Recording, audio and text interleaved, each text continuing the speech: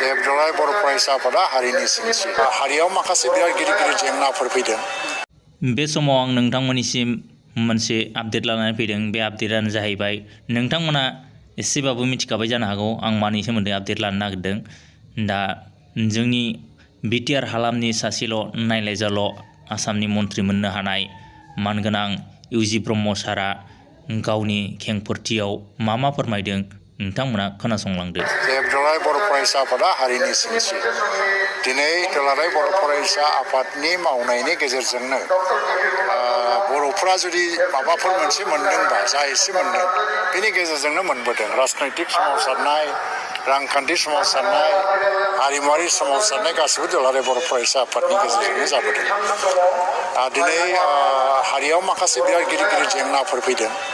जोंहाथ' जेनेबा हा हुनि जेंना, राजनैतिक जेंना, बर' गोरोबथाखौ मावफुंनांगौनि जेंना, माने दाबि बिबान, आरो लोगोसे बिदिनो जोंनि मिडियामनि बा बर' मिडियामनि बा जोंनि दा सोलिबाय थानाय माखासे जेंनाफ्रा जोंनाव दंबाय थायो, राव थुनलाइनि जेंनाफोर। बेनि अनगायैबो दुलाराय बर' फरायसा आफादनि जारिमिनखौ नायोबा ससिय' इक'नमिक रिफर्मआव दुलाराय बर' फरायसा आफादा फ्राय दिनैनिफ्राय हमनानै लादो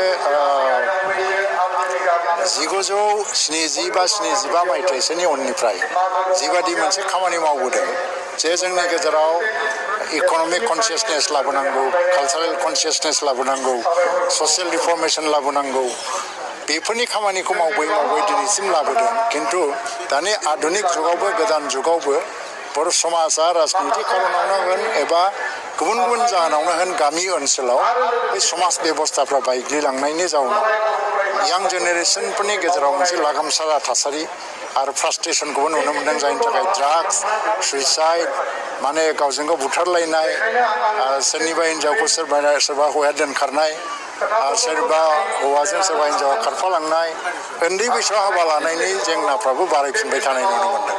थ' जोंनि हारिनि रांखान्थि, राजखान्थि जेंनाखौ लानानै जुजिनायाथ' जुजिलांबाय थानांगोन।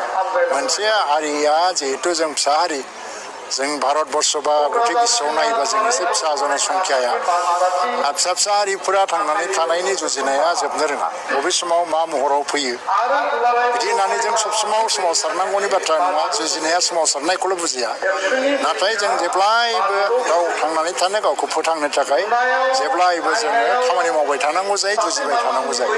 आरो बेनि गेजेरजों नैबे समाज बेबस्थाफ्रा जुदि गाज्रि रोखोमै गावस्रालाङोबा अब्लाबो मोनसे हारिया थांनानै थानो हाया। थ' बे बिथिङावबो दुलाराय बर' फरायसा आफादनि रला जोबोद गोनां जानानै फैदों। बर'आ बर', बयनिबो गोसोआव बे रावनि, जोंनि धोरोमा गोबां सोलायबाय, नंगौ आलदा आलदा धोरोमजों जाबाय, नाथाय रावा जोंना मोनसेयानो। रावखौ जोङो सनमान होनांगोन आरो जोंनि हारिमुखौ सनमान होनांगोन।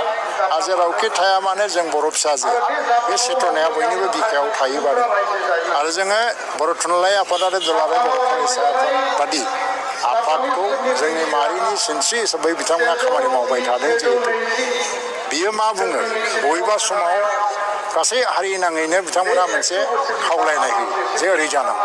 बेफोर खावलायनायफोरखौ जों जुदि मान होलायनो हायो अब्लानो जोंनि हारियाव खौसेथिया फैयो। दाबो जों खौसे, राजनैतिक भाबै गावस्रानाया गासिबो समाजाव फैयो, नाथाय जेला जातीय एबा सामाजिक संगठनफ्रा गोख्रों जायो, बिनि गोहोमफ्रा जेला गोख्रों जायो, राजनैतिक गावस्रायाबो मोनसे हारिखौ जेबो नस्थ' खालामा। बेनि गेजेरजोंनो जों मावलांनांगौ आरो जों बेखौनो आङो खावलायगोन जे गोदान मोनसे कनसियासनेस, दानि मडार्न मोनसे जि एज, टेक्न'लजिनि एज फैदों जेला, बेवहाय मोनसे सिभिलाइजेसननि जुजिलायनाय फैदों। गाव गावनि सिभिलाइजेसनखौ गायसनलायनाय, गिदिर गिदिर हारियाबो गावबागाव सिभिलाइजेसनखौ गोदानै गायसनलायनायनि मोनसे जुजिनाय फैदों। फिसा फिसा हारिफ्राबो गाव गावहानो मोनसे सिभिलाइजेसन दङ, बे सिभिलाइजेसनखौ ग्लरिफाइ खालामनांगौनि मोनसे सम फैदों। बेवहाय इन्टेलेक्सुयेल मोनसे वार नांगौ जादों।